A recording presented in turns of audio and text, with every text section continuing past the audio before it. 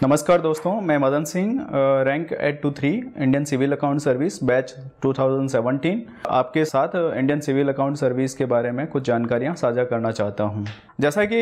हम लोग detail application form भरते समय हमें जो अकाउंट सर्विस है उनके बारे में इतनी ज़्यादा जानकारी नहीं होती है, इसलिए मैं आपके साथ में विशेष रूप से भारतीय लेखा सेवा के बारे में जो जानकारी हैं वो साझा करना चाहूँगा। और सबसे पहली बात यह है कि जो भारतीय लेखा सेवा है, अभी अगर देखा जाए तो जो सिविल सर्विसेज एग्ज़ाम है उसमें लगभग 400 रैंक के आसपास इसका अलॉटमेंट होता है और ओबीसी में 800 के आसपास। सिविल अकाउंट सर्विस के जो ऑफिसर ट्रेनीज होते हैं उनकी नियुक्ति संगठन में 2 स्तर पे होती है। एक तो सभी मंत्रालय और विभागों में, सिवाय रक्षा मंत्रालय, रेलवे मंत्रालय और सूचना और प्रसारण मंत्रालय, जिनकी अपनी लेखा सेवाएं हैं। और इसके अलावा जितनी भी विभाग और मंत्रालय है वहाँ पर सिविल अकाउंट सर्विस के ऑफिसर्स वहाँ नियुक्त किए जाते हैं। इसके साथ ही जो हमारा जो सिविल अकाउंट सर्विस है उसका जो सीजीए ऑर्गेनाइजेशन है, control general of accounts headquarter भी वहाँ पर हेडक्वार्टर भी नियुक्तियाँ होती है। और साथ ही साथ अगर देखा जाए तो इंडियन सिविल अकाउंट सर्विस के जो ऑफिसर है वो सीबीडीटी और सीबीआईसी के साथ में भी काम करते हैं। जहाँ तक विभिन्न मंत्रालयों और विभागों की बात है, वहाँ पर जो कार्य जो प्रकृति का विषय है उसमें जो मंत्रालयों के बजट संबंधी कार्य है और वहाँ के वित्तीय लेखांकन से संबंधित कार्य है और साथ ही साथ आंतरिक लेखांकन से संबंधित जो भी कार्य है वो सभी सिविल लेखा अधिकारियों द्वारा संपादित किए जाते हैं। और इसके साथ ही जो सीबीडीटी और सीबीआईसी के साथ में जो पेमेंट और रिसीट से रिलेटेड जो पूरे काम होते हैं वो सभी सिविल अकाउंट सर्विस के ऑफिसर्स के द्वारा संपादित किए जाते हैं। इंडियन सिविल अकाउंट सर्विस के बारे में कुछ अच्छी बातें हैं जो मैं आपसे शेयर करना चाहता हूं कि हमें सिविल अकाउंट सर्विस को क्यों चुनना चाहिए। तो सबसे पहली बात यह है कि बाकी वाली अकाउंट सर्विसेज की तुलना में भारतीय लेखा सेवा एक तरह से सामान्य लेखा सेवा है, जिसकी नियुक्ति सभी विभागों और मंत्रालयों में होती है। जहां हम अगर रेलवे अकाउंट सर्विस की बात करें तो सिर्फ रेलवे में रहते हैं, और अगर डिफेंस अकाउंट की बात करें तो वो उनका जो संगठन है डिफेंस के साथ में कार्य करता है। और वहीं जो आईपी टाप्स की बात की जाए तो उनका संगठन संचार मंत्रालय के साथ कार्य करता है। जबकि जो सिविल अकाउंट सर्विस है उसका कार्य सभी विभागों और मंत्रालयों के साथ में होता है। तो एक तरह से जीवन के जहां आप अपने कैरियर की शुरुआत करते हैं तो कैरियर के शुरुआती चरण में ही आपको एक अच्छा प्लेटफॉर्म मिलता है, एक अच्छा एक्सपोजर मिलता है, जहां आप जो उच्च अधिकारी है उनके साथ में आपका नियमित तौर पे आपका मिलना होता है, उनसे आपका लगातार इंटरेक्शन होता है। इंडियन सिविल अकाउंट सर्विस के अगर प्रशिक्षण की बात की जाए तो फाउंडेशन कोर्स के कंप्लीट होने के बाद में जो इंडियन सिविल अकाउंट सर्विस की पेरेंटल एकेडमी है इंगेफ ओल्ड जेएनयू कैंपस बैरसराय के पास में, वहाँ पर 2 सप्ताह का इंडक्शन कोर्स होता है। वहाँ पर हमें सर्विस के जो बारे में बताया जाता है, संगठन के बारे में बताया जाता है, एक तरह से सर्विस का एक्सपोजर होता है। 2 वीक के बाद में नेक्स्ट प्रशिक्षण के लिए हमें NIFM फरीदाबाद भेजा जाता है, जहां 26 वीक का प्रशिक्षण होता है। और NIFM के प्रशिक्षण के दौरान हमें गवर्नमेंट अकाउंटिंग, कमर्शियल अकाउंटिंग और बजटिंग, जो आंतरिक लेखांकन, डाटा एनालिसिस आदि विषयों पर वहाँ अध्यापन करवाया जाता है, जिसके 2 सेमेस्टर होते हैं।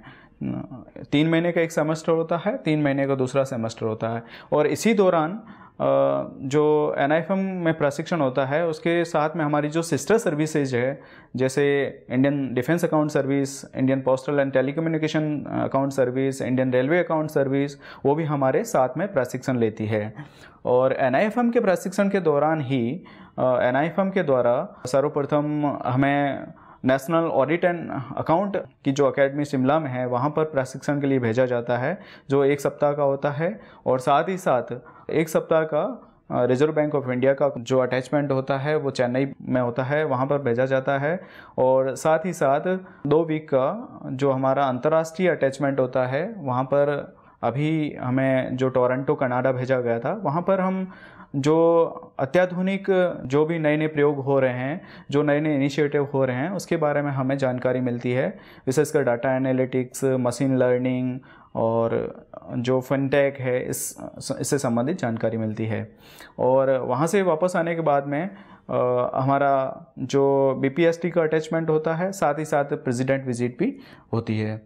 और NIFM का 26 वीक का जो प्रशिक्षण कंप्लीट करने के बाद में हमें वापस इंगैप जो हमारी पेरेंटल एकेडमी है वहाँ पर रिपोर्ट करना पड़ता है, और वहाँ पर हमारा जो बाद का जो प्रशिक्षण है वो शुरू होता है। अगर कुल मिला के कहा जाए तो जो प्रशिक्षण की कुल अवधि है वो 2 साल की है, और इसी 2 साल के भीतर हमें 4 महीने का ऑन जॉब ट्रेनिंग भी करनी होती है, जो 5 वीक की पहले होती है और रिमेनिंग पीरियड की बाद में प्रशिक्षण कंप्लीट होने के बाद में करवाई जाती है। और ऑन जॉब ट्रेनिंग के दौरान हमें विभिन्न मंत्रालयों और विभागों के साथ में अटैच किया जाता है, साथ ही साथ हमें CBDT और CBIC में भी भेजा जाता है, जहां हम वो जो मंत्रालय है, विभाग और CBDT CBIC की जो कार्य प्रणाली है उससे रूबरू होते हैं, उसका ऑब्जर्वेशन करते हैं। और इसके साथ ही साथ जो डेली क्लास प्रोग्राम होता है, क्लासरूम प्रोग्राम होता है इंगैप में, और जो 5 डे प्रोग्राम है उसी का पार्ट होता है कि हमें सप्ताह में 1 दिन हमारे जो सीनियर अधिकारी है उनके साथ में उनके पास भेजा जाता है, और वो हमें एक तरह से एक्सपोजर देते हैं सर्विस के बारे में, और सर्विस के बारे में बताते हैं कि हमारी सर्विस मंत्रालयों और विभागों में क्या रोल प्ले कर रही है। अगर सिविल अकाउंट सर्विस के पोस्टिंग्स की बात की जाए तो हमारी पोस्टिंग्स विभिन्न मंत्रालयों और विभागों में ACA की पोस्ट से होती है, जिसे हम असिस्टेंट कंट्रोलर ऑफ अकाउंट्स कहते हैं। और 2 साल का पीरियड पूरा करने के बाद में हमें DCA बनाया जाता है, और उसके बाद में CA, CCA, और अगर बड़ा मंत्रालय है तो वहाँ पर प्रिंसिपल CCA की ऑफिस होती है। और अगर हमें संगठन के मुख्यालय में काम करना है तो वहाँ जो पोस्ट का डेजिग्नेशन है थोड़ा अलग है, वहाँ पर ACGA से शुरू होता है। और अगर सबसे अच्छी बात अगर मैं बताऊँ इस सर्विस की तो ये है कि जो बाकी अकाउंट सर्विस की तुलना में यहाँ पर कार्य विविधता ज़्यादा है। मीन्स अगर आप रेलवे में हैं तो आप सिर्फ रेलवे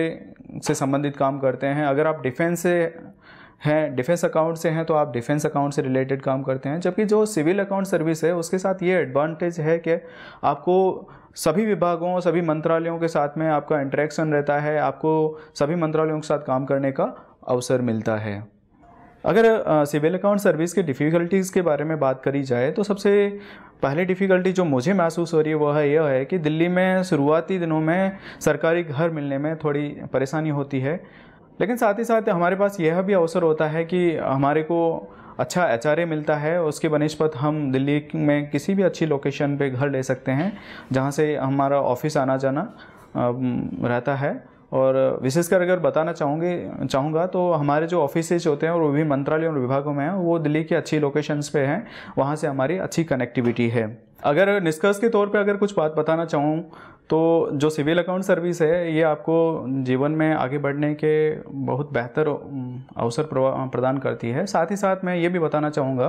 कि अगर आपकी कुछ क्षेत्रों में अगर एक्सपर्टीज हो जाती है, स्पेशली अगर फाइनेंस में, बजटिंग में, तो आपको IMF और वर्ल्ड बैंक के साथ में भी काम करने का अवसर मिलता है। हमारी सर्विस के कई सीनियर हैं जिन्होंने IMF, वर्ल्ड बैंक और साथ ही साथ UN के साथ भी काम किया है। इसके साथ ही साथ विभिन्न मंत्रालयों और विभागों में आपकी एक सीनियरिटी के लेवल पर आप